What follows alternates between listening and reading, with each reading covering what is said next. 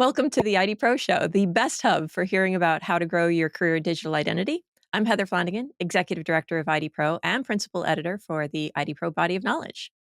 And I'm Chris Cochran from AKA Identity. Our goal is to introduce you to a world of experts and insight and in-depth discussions in the identity space. Whether you're a seasoned pro or just starting out your journey, the digital identity area, this show is your gateway to the trends, tactics, and solid career advice. So we're here today to chat with André Koot, IAM expert, consultant, and trainer at SonicBee in the Netherlands. Now, André has been a member of the IDPro Body of Knowledge Committee since it started, which was before I even started, and has not only reviewed every single article published in the IDPro Body of Knowledge, he's written several. Welcome, André. Hi, thank you, Heather. Thank you, Chris. Thank you for having me. Absolutely. I enjoy the show, so I'll try to contribute as much as possible.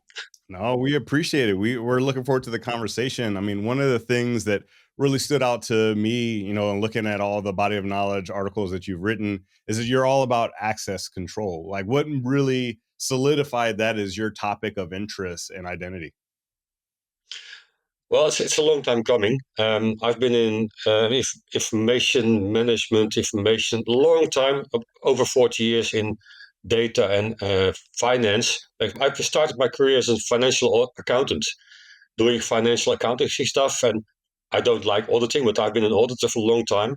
I'm too creative to be an auditor, by all means. But anyway, that's when I started in financial accounting and found out the topic of fraud. I worked at the tax department. So fraud is interesting because it's, as I found out later, abuse of authorizations. And so you could say the start of my career is all about access control, although nobody knew that it was access control. Mm-hmm. Later in the tax department, I went to do some system development and worked as an IT auditor, also working in ORCAF mainframes, audits. And so I started to grow into security, information security. I don't like the word cybersecurity, so I call it information security. And that means if you have to secure information, you have to secure information from access from, people who shouldn't have access. That's information security in short. So it's been a long time coming that I've been interested in information security, then in access control mostly. And so that's why when I started as a consultant, I decided what can I do as a consultant? I know a bit about access, about identity. So that's why I specialized in identity and access management and in access control by heart, you could say. And second, what's interesting in access control, it's mostly about business processes, business organization. It's not about technology at all. And you see in our profession, most stuff is about IT controls, IT tools, solutions. I try to focus on the business part of access control. Why should someone have access or not? Mm-hmm. Who should decide on access? Who should decide on the access rules and the business rules to make sure that we have the right level of access for the right persons? So it's all, because of my youth, you could say, that I've been working in access to information. Yeah. Does it make sense? Makes sense. It does indeed. Speaking of, the most recent article you wrote for the IDPro Body of Knowledge was an introduction to privileged access management. So tell us about that. What is privileged access management? Yeah, privileged access management is a special kind of access. When you're working in business processes, you got the process, and in fact, in the information technology, you could say that the business process you're working in has been automated, but it's still the same process. If you're working in insurance of finance or in healthcare, the core process is still the same, and access is still the same, you could say, although it's digitized. And the privileged access came to exist because of automation, because of information technology. And besides the regular business processes and the transaction systems that we have in these days, these were in fact the same as a long time ago in the paper world. The privileged access has become new because we have to manage the information systems, and managing information systems means also managing the platforms these systems are running on. That's not a business process; it's a different type of process, and that means that also the type of access used, also means that this has to be managed in a different way by different persons. And as you're looking at privileged access management, it's about, you could say, non-business users. In most cases, there are some special use cases like super users, but in most cases, because of the system we are using, in most cases it's different people not working in the core processes, but having big impact on the core process, because these accounts, these authorizations, can manage the actual running of those processes. Mm-hmm. They are the God accounts, the God systems, the God-like almighty powers that enable business processes. Whether it's in infrastructure, like the operating systems or networks or databases, or the information systems used, like the super user accounts, which are by heart, all of those types are anonymous accounts with almighty powers, which is, well, nice if you have those powers, but it's bad from a perspective of governance compliance. And that's why you have to an additional layer of security on top of those regular business processes to manage that kind of access. These almighty accounts can impact not only the platforms they're running on, they can also impact the processes running in those systems, also the data in those systems. And as they are anonymous, no one knows what these accounts can do, what these authorizations can have impact on. So even if you have your regular business processes in a bank or an insurance company or in a healthcare institution or a school, if you have the processes defined quite nicely, quite strict, quite compliant, if there are anonymous almighty powers running behind those systems, well, you're not in control at all, even though you want to be in control. So we have to take special care of that type of accounts. And in the paper I wrote, the article I wrote, I identified different use cases for privileged access. The most specific one is then this, like the root and admin accounts or the super user, which are accounts that are used interactively. So someone behind the screen is working with those accounts, logging in as a root or admin, a super user, and turning from known to unknown, from identity to autonomous. I said, sorry for that, but anonymous account. So he's an account, someone's an account, identifiable person to an unidentifiable person. That change of phase has to be controlled. That's why we need privileged access management solutions. But there are more types of privileged access that needs to be managed, like the almighty accounts that are not interactively used. So you cannot log into the system. So what's the harm of those systems? Not a lot, because you can manage them not at login time, but during design time or implementation time. This is why the change management process comes into place to implement a service account or a batch account or an RPA account. So these are different types of accounts that we need to manage, but these are managed through a different process, not like the journey move lever or not just PAM accounts, but using change management process to keep those in place. So these are different types of privileged access, specific access, anonymous access, non-human accounts with high authorizations. And the third groups of privileged access, you could say, are the human accounts with elevated rights. So if I would be member of the administrator group in an AD environment, I would have almighty powers, but you could see that I'm using those powers. You can still see every transaction is logged to my being because I was the one with almighty powers. But so I'm not anonymous. You still have to manage me, of course, because I'm very dangerous, but at least you know who I am. So that gives a different level of risk. So these are the three types of identities, my typology of privileged access, that you could use to define your own philosophy on privileged access management. Yeah.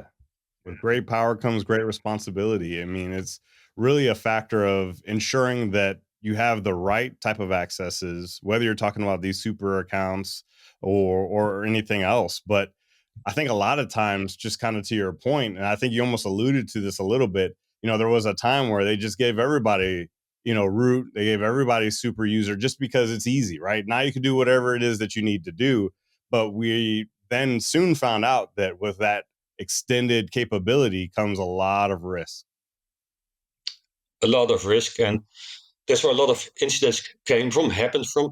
in the article, I pointed to a funny, or you could say funny incident happening because of the use of almighty powers. It was a while back when then Twitter, we saw that a lot of famous people published their tweets saying, well, you sent me one Bitcoin, I sent you double back. Yep. And it seemed afterwards, there's an interesting link in the documents to point to the analysis of the incident.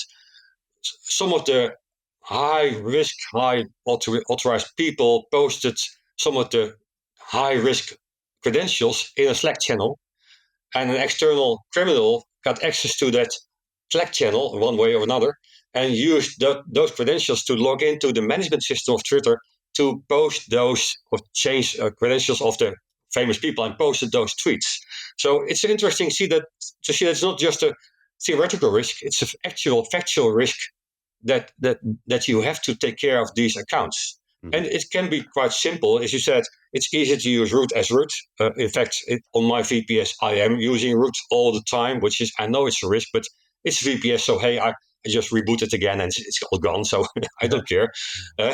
But you have to take extra, implement extra controls, whether it's technical controls or organizational controls, doesn't matter a lot. At least you have to think about implementing additional controls to cover, to mitigate the risk. Right, 100%. The other thing you mentioned that I think is super useful and interesting to me is the business use cases for identity, right? Because there's been a lot of growth, there's been a lot of changes in identity. What is the business case today for identity? Well, there's a whole article about that with a lot of information. And the reason I posted that created that article is because we're doing a lot of consultancy assignments for customers. And almost every customer wants to know, why should I invest in identity access management or even in consultancy for identity access management? So it's always seen as a cost center. It costs a lot of money to implement IAM. And what does it bring? Well, as I always state, only if you're in consultancy or in a technology vendor, you can make money out of IAM. It doesn't make a lot of money. You don't get a profit from it, but it can at least reduce your cost. It can reduce your risk. And in fact, that means that you can get better control and more governance. You will be more compliant because of implementing IAM, provided that you, of course, use it from a correct vision and strategy. So you have to know what you're working on. You have to know your risk posture in order to be able to manage it. So the business case is not really making money, right? Although you can lower costs a lot because automation mostly. So automating join and move lever, for instance, automating your customer accounts, automating, or I say removing accounts or removing licenses, that can make money because it reduces costs, but you will not make a profit because of it. It will, in fact, also help your efficiency in operations, reducing the join and move lever times, for instance, the idle times of people not working because of their passwords forgotten or because they have to wait for the joining process to start or to end. So it can help efficiency, it gives more customer or user convenience, but it will not make you money unless you're a vendor or like us, a consultant, of course. Yeah. I just have one more question on top of that. Obviously, in Europe, they're different. It's just a different environment, different legislative environment, different standards, things like that. What are some of the differences that you all are dealing with in Europe? And does that make it easier or harder to implement IAM in Europe? It can, I'm not sure if it's easier or harder. What helps a lot in Europe is, of course, that our legislation, European legislation, gives a lot of requirements that we ask from our vendors. So that makes it a lot easier. So the privacy regulations, EIDAS, etc. is coming up. That helps us a lot, giving our customers some feeling for why would we need IAM, what are the requirements. That gives a lot of advantages. Disadvantage could be that most of the products that we're implementing in Europe as well are US based or not non-Europe based, meaning that we have to add additional controls to make sure that at least the data is governed according to the GDPR regulation. So there are some additional controls that you have to implement. And so these are the biggest issues, biggest differences, I guess, between the US and Europe. In Europe, we have a lot of it's a big environment, and every of the 27 EU member states, well, they at least they are compliant to they love GDPR. That helps, but there are more countries in Europe than just the EU countries, Right. and we see that there's a lot of differences between the countries. You've got countries like Estonia, which is way ahead in digital identities and access control because of they moved faster when they got liberated, you could say. So that they're front runners in digital identity. Based in the Netherlands. We think we're kind of advanced in a lot of stuff in IAM, in security in most ways, but different countries have different levels of access, levels of maturity, you could say. And what we do miss in Europe is your IIW and your identiverse, whatever. That's lacking. Although we have our EIC and our HeliViews in Europe, so we got some and whatever IDMs. We got some conferences, but we always look jealously to the IIW and identiverse. I'm sure about that. And if you're looking at the Slack channel in IDPro, I'd love to visit one of those conferences. But hey, I'm happy to visit Berlin. So, looking ahead to the future, how do you foresee access management and the business needs for identity evolving with things like AI and machine learning? And I ask that because I know Europe has been developing some really fascinating regulations around AI, but they've also got EIDAS with identity. They've got GDPR with data privacy. I mean, I think you must have a really interesting perspective of where IAM is going, given what you're seeing in terms of regulation in the space. Yeah, what I see coming is mostly the move from, as I call it, the move from platforms to protocols. And so far, we've been working in platforms, big platforms, cloud platforms, but also big systems like SAP or whatever. These are big platforms, and these platforms mostly are causing lock-ins to traditional technology. They don't move fast. We see that there are different developments that block this kind of progress because, for instance, they don't use open standards a lot or open industry standards. We see that big platforms are not as fast in innovation as other systems. And we see the move from platform to protocol. For instance, in identity sphere, we see the move to OAuth 2 with OpenID Connect, which in fact mean that the platforms are not relevant anymore or less relevant.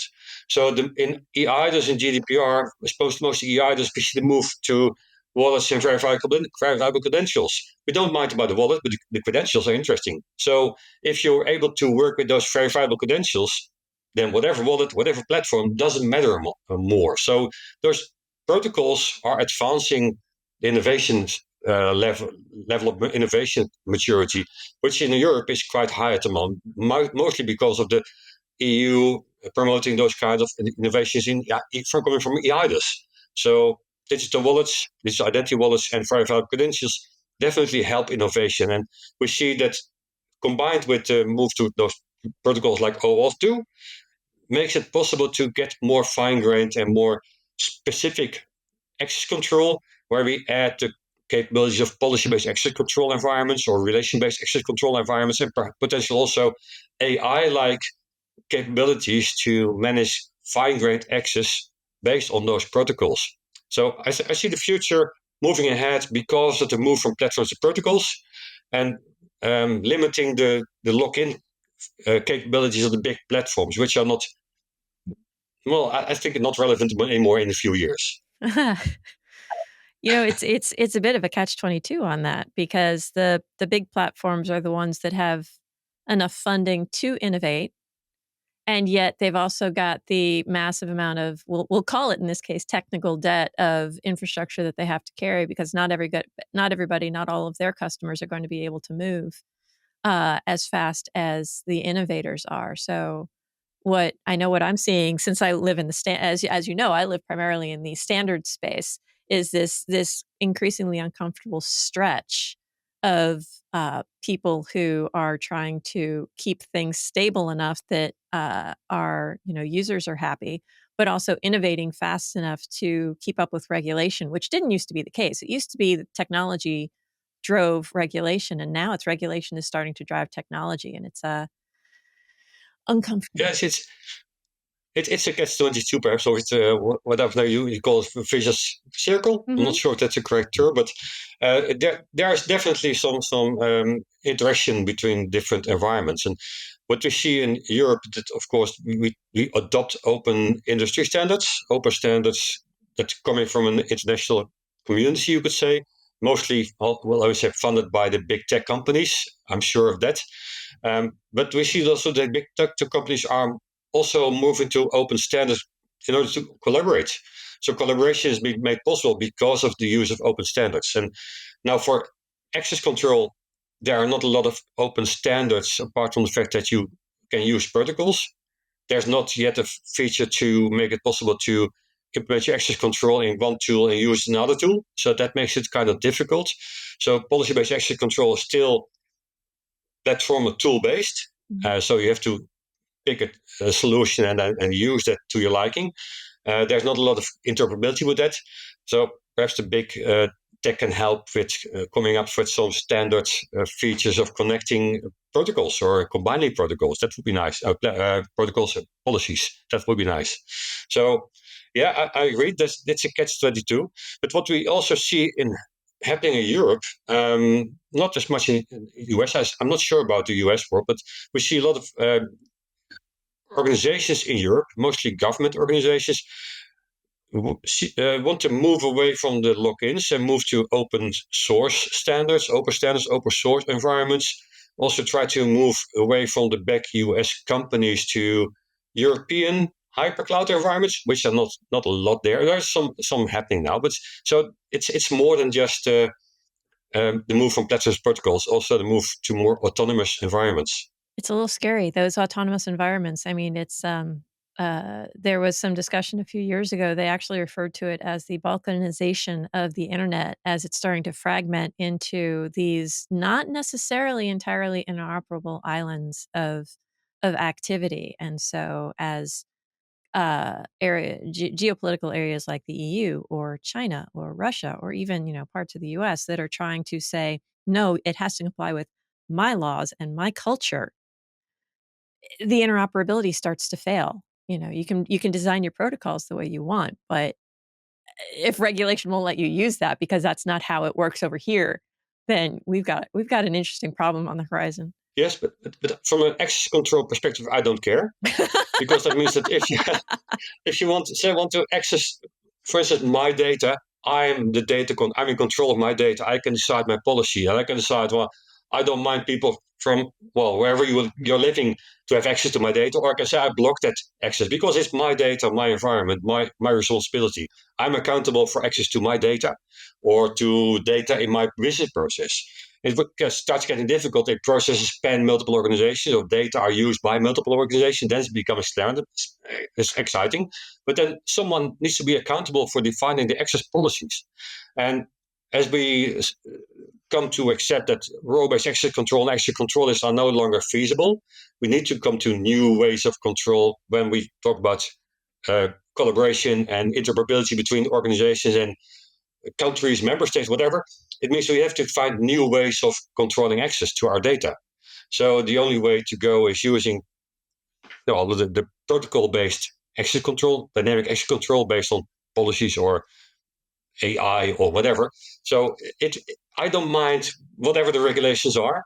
We can fit those regulations in policies and make it possible to enforce access based on those policies. So it's more a matter of what's access, what data you want to access, what policies, what systems, what services you want to access. And the service owner, the policy owner, system owner needs to define their own policies. And that's up to them to define whether I get access or not. And based on whatever principles or protocols, I don't mind. So for me, it's kind of simple. That's why I'm more in access than in identity. I don't care about identity a lot. Well, my colleagues do that. So it's, A long time ago, I suggested to Ian Glazer to call it AC Pro instead of IDPro because I'm more in access than in identity. But he didn't listen to me, so well, that's it. Anyway, I'm more to access. And so for me, the topics from access to data, to systems, to services, to platforms, the access to whatever is relevant. And who can have access if you're from a friendly country or well, not so friendly country. From a perspective of access control, I have to define the policy anyway. So at least it requires me to think about access and why someone should have access. Why should someone have access? So the why question, and it's always a business question in my opinion. It's not a technology, an IT question. It's a business question. Why should someone have access to their own policy data? Why should someone have access to their bank account? Why should someone have access to their patient health data records? So why should an insurance company have access? Why should the patient have access? So it's the why question that's always bothering me because we don't think about the why question. And so far, we always see that IT organizations, IT operations is taking care of the why and the how. But the why is a business question. And that's my main focus for consultancy as well as my contribution to IDPro. IAM should be a business responsibility. And yes, every consultant, every person in our space says IAM is a business responsibility.